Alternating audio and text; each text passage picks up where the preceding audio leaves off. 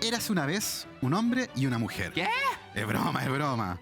Ah, no, Gabriel. Borra eso. Quiérete un poco. Pasa para acá mejor. Hola, soy Cris Córdoba, licenciada en Biología de la Universidad de Chile y coordinadora de la Unidad de Educación de OTD Chile. Y yo soy Gabriel León, divulgador científico y autor del libro La Ciencia Pop. Y esto es...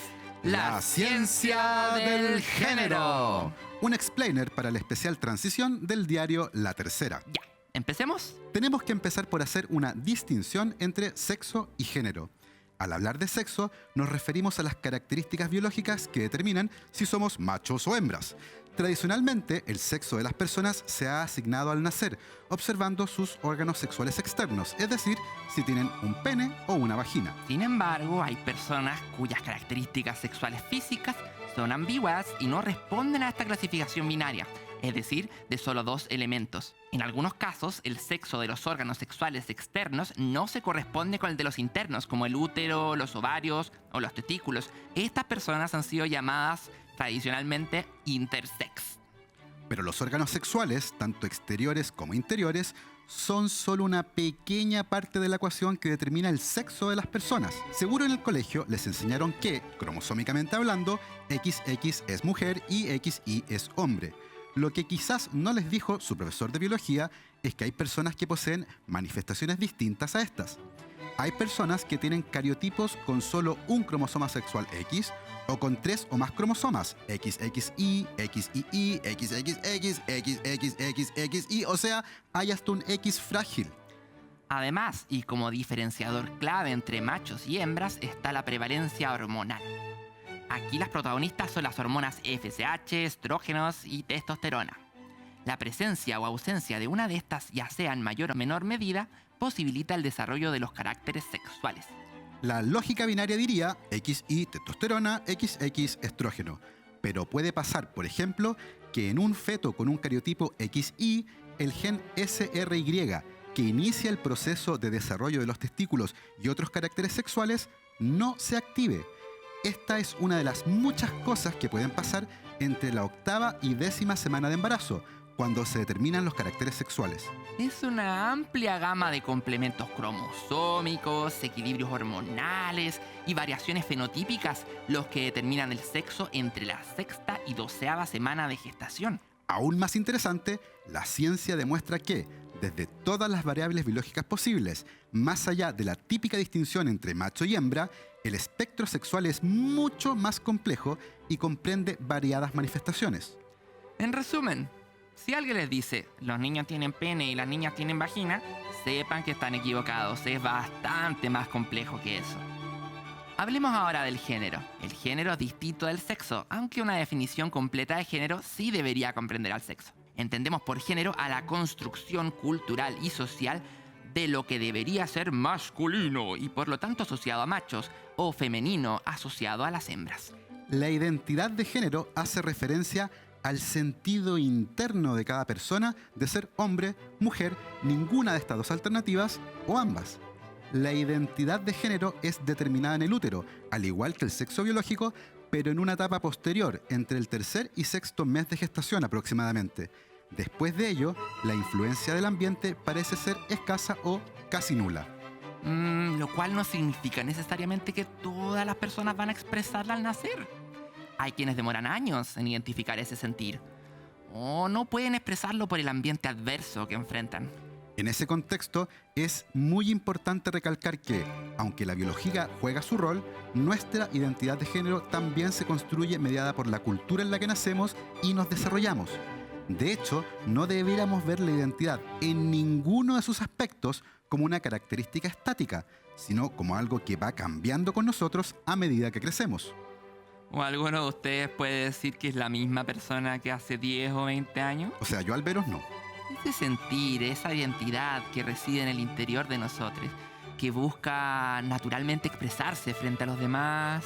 Eso es la expresión de género. Mientras que los aspectos del sexo biológico son similares entre distintas culturas, los aspectos del género pueden resultar muy diferentes. La expresión de género está, en gran parte, culturalmente mediada. Cada sociedad considera apropiados ciertos atributos, actividades, conductas y roles para hombres y mujeres.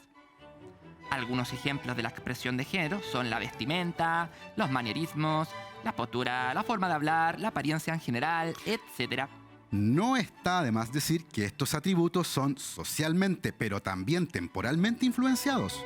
Así es como hace no tan pocos años atrás, en nuestra sociedad occidental, parecía inconcebible que las mujeres estudiaran, trabajaran, votaran y hasta ocuparan pantalones. Asimismo, era muy mal visto que los hombres hiciéramos cosas como cocinar o cuidar a los hijos. Yo no llamaría eso una etapa superada, Gabito. Sí, es verdad. Ahora que entienden la diferencia entre sexo y género, podemos explicarles de qué hablamos cuando decimos transgénero. El concepto transgénero o trans abarca una amplia gama de identidades y expresiones de género que cuestionan la idea de que todas las personas pueden clasificarse entre solo dos géneros, es decir, masculino o femenino. Se entiende que la identidad de género de las personas trans es distinta a la que les fue asignada al nacer, al determinar su sexo biológico. Esto en contraste con la palabra cisgénero, donde el sexo asignado y la identidad de género de esos individuos es coincidente. Es importante recalcar que al referirnos a conceptos como cisgénero o transgénero, estamos hablando de identidad de género y no de la orientación sexual de las personas. La orientación sexual, es decir, la atracción física o emocional que uno sienta por otro, y el comportamiento sexual asociado a esta, no tiene ninguna correlación con ser cis o trans. En simple, ser cisgénero o transgénero no dice absolutamente nada sobre quién te va a gustar. La sociedad occidental contemporánea nos ha hecho creer que, a lo largo de la historia, el concepto de género siempre ha sido binario. O eres hombre o eres mujer. Sin embargo, existen numerosas culturas donde ha existido una mayor diversidad y los conceptos de sexo y de género no están divididos entre dos polos binarios de masculino, femenino. Cada cultura se aproxima al género de diferente forma, creando sus propias clasificaciones, con más o menos reconocimiento de la fluidez y complejidad de este. Se habla de tercer género, sin género o todos los géneros, entre otros conceptos. Fa'afafine, dos espíritus, Visú, Hijra son ejemplos de diferentes categorías de género que difieren de la división tradicional entre hombres y mujeres que ha instalado la cultura occidental. Y he aquí lo más interesante. Estos nombres para definir lo trans se pueden rastrear en los más antiguos registros históricos. Estamos hablando de la antigua Mesopotamia, de la India, de China, entre algunos ejemplos posibles. ¿Y saben por qué? Porque las vivencias trans siempre han existido. Así que no, esto no es una moda. Y en nuestra cultura, lentamente, hemos empezado a entender todo esto que les estamos contando. Pero aún nos queda mucho trabajo por hacer para que exista mayor tolerancia frente a la diversidad sexual y en particular frente a las personas transgénero. La ciencia nos dice que el género ciertamente no es binario y que puede que ni siquiera sea un espectro lineal. Al igual que muchas otras facetas de la identidad, parece operar en un amplio rango de niveles y fuera de muchas definiciones. Y también parece que el género puede no ser tan estático como suponemos. Es muy poco probable que podamos atribuir la identidad de género a un conjunto ordenado de causas, pero sabemos que varias de esas causas son biológicas. Tanto desde las ciencias biológicas como sociales, aún nos queda mucho por investigar y aprender sobre este tema. Pero algo está claro.